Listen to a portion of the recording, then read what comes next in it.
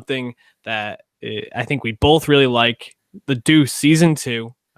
We talked about season 1, David Simon's most recent project for HBO, looking at prostitution, the porn industry back in 70s New York City.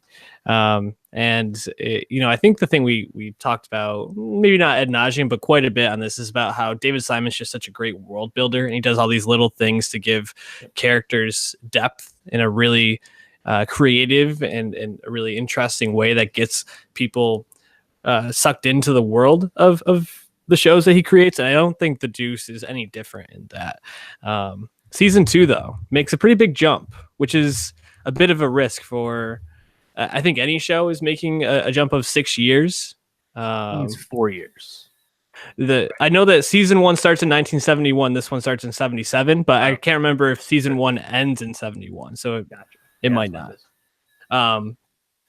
But I mean, did you feel like the jump from the end of season 1 to the beginning of this, there's huge, anything that really stands out to you and makes you kind of feel like, like that needs to be filled in? Right. Well, I think I like the jump because the show could have rested on its laurels and just kind of ran it back similar to what it did with season 1, just more of, prostitution in the Deuce in Times Square in that, mid 70s time. Right. And it could have been fine. All the characters, it's really deep bench of, players, and they're all pretty well fleshed out through the first season. So you could have just kept it going. But I think this time jump to 77, switching more from prostitution to pornography, you're also changing up your setting where New York City, they talk about in the first episode, they're less sympathetic to sex running Times Square, right? They want to clean up Manhattan, Midtown, right? So I think changing the whole vibe of the world and also having some of the characters change, where some of them are becoming more like high-end, porn stars, as opposed to just being on the street. It's just really such a cool change to see the show just make this evolution just in one season. And I didn't really think of any gaps that need to be filled. I'm sure you could, probably look for a hole if you wanted to, but I didn't feel inclined to, because it's still a world I recognized, but it was different and, refreshing enough that I was just really happy to be back, in this new twist on a Simon world I thought I already knew. So I'm really excited about the season. Yeah. And I think kind of going back to where I started off prefacing, this discussion, is David Simon builds these worlds, but he builds them around a point. In The Wire, he was building around the point of how there's this like mechanism of street crime, of the involvement that police have in perpetuating that. And I think what he's looking at here is this evolution of prostitution to the porn industry, and how the power kind of shifted from, pimps and people who were, running these girls on the street, to the women having a lot more power. And this is kind of something you start to see coming about in the beginning of the season. I guess I'm wondering, as season 2 kind of takes off and we're seeing how each episode's kind of starting to shape what the season's going to be ultimately about, which characters do you find yourself caring the most about? I think Candy's a pretty obvious one, just because, going back to the first season, I think one of the really important things the show got right that needed to get right was that it was very tasteful with how it portrayed settings, themes that have a lot of sexuality, a lot of nudity, specifically regarding women.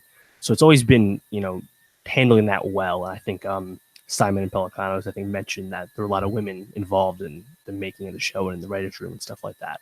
But Candy always has been a character with a ton of agency, right? You just get invested in her, and she comes a long way by the end of the first season, and it's continuing in season 2. So I think just watching her is pretty easy to do.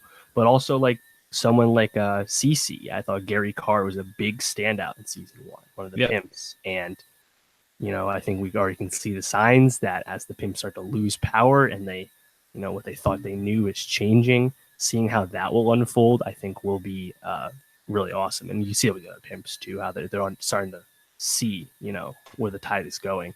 And so, I would probably pick Cece and Candy. But I think, like even like Dominique Fishback's character, like, again, like they're starting to flesh her out. And I think the Franco characters are fine. I think they serve their purpose for the show, but I'm more interested in some of the other people.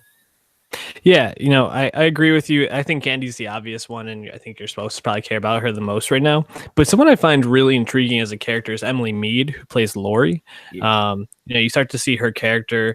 She's now been, working the streets for 5 years as a prostitute now under CC's control, and she's starting to see all these other women around her having way more individualization, having way more power, autonomy over their future. And I think that's really leading up to a really interesting, battle between her and CC for her future.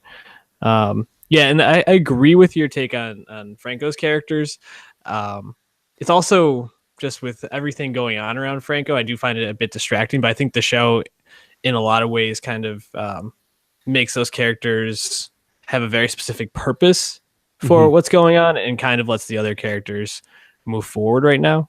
Yeah, it's not like either Franco character is like the hero or like the big winner of the show.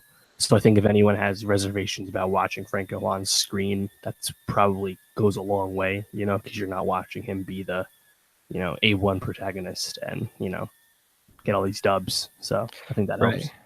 I do find Vince's character with what's his girlfriend's name in this? I forget her name, but I like her. I like her performance a lot. Yeah, I think it's Abby, Vince and Abby. I think their relationship's really interesting because Abby seems to be moving to kind of take power away from like powerful men in the society, and she's kind of moving towards this like protest sphere. And Vince, I think, he's just trying to like hold on to her and how it's going to come into conflict. There's a lot of like little conflicts brewing, which I think are really fun to watch. I find myself not really caring about the police side of things. They don't really show too much of it. I guess that probably adds to it. But I think overall, David Simon's really creating another masterclass. I didn't really watch Show Me a Hero.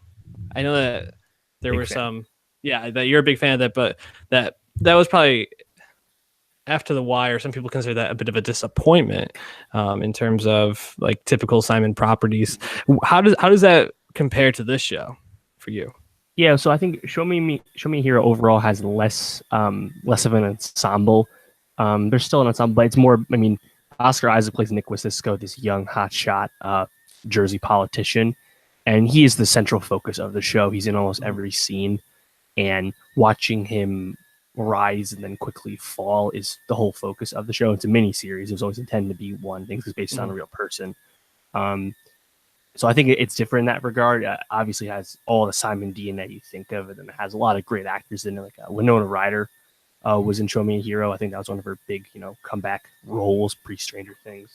But I think the Deuce just kind of has like more of an open-ended like message or theme. There's just more going on in the Deuce, whereas Show Me Hero was more singularly focused. So that's what bigger story for sure. It sounds like.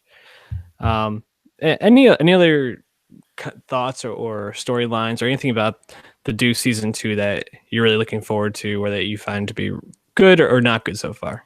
I have nothing negative to say. I think I agree with you about the police. If I guess they just have to be there because just they're part of the story at the end of the day. But yeah, none of the cop characters I've got attached to, and that was the same way in season 1.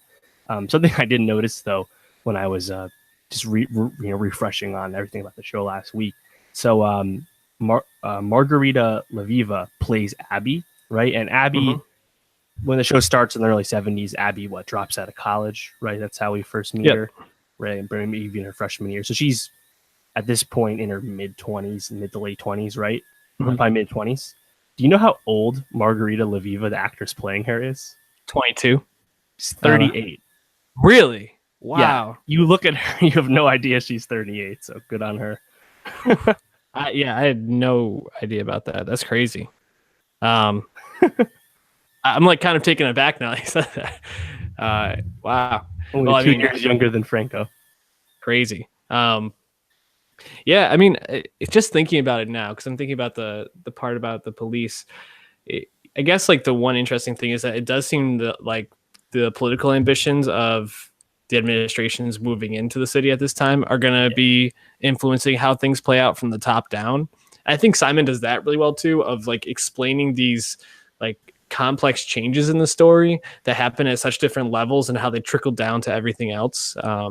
Right. I think he does. I think he tells that in a really smart way. And I also think a smart decision was like the mob influence, the mob presence on the show with like, the racket protection and stuff.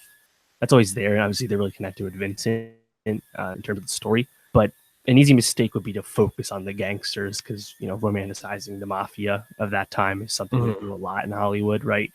But they don't do that. They're just kind of on the periphery, right? Like, they had that moment in season 1 where they go and, they start construction site stuff where they beat up that foreman and stuff. But like overall, they're kind of just in the background, just there, right? Like Mr. Martino and whatnot.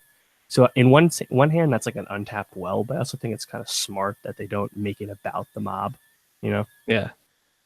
Well, I agree with that. At the same time, I think that is definitely going to come back to them in some way because they're going to be that overarching theme with Vince, where if things start to go to shit, he's obviously going to have to be dealing with that. It'll be really interesting when they do season 3 just on the docks of New York City, and how that influences it. But I think The Deuce, we can both say with confidence, is a show you need to be watching, need to be checking out. Stay up to date on it because we're going to be talking about it as it goes on. We'll probably do a recap at the end of the season unless an episode really feels like it needs to be talked about. Also, we're going to be talking about Insecure in coming weeks. Season 2 of American Vandal, and I'm catching up on BoJack right now as well. I hear that this episode's as excellent as it usually is, with one standout episode, which they usually seem to have per season. So they got locked down.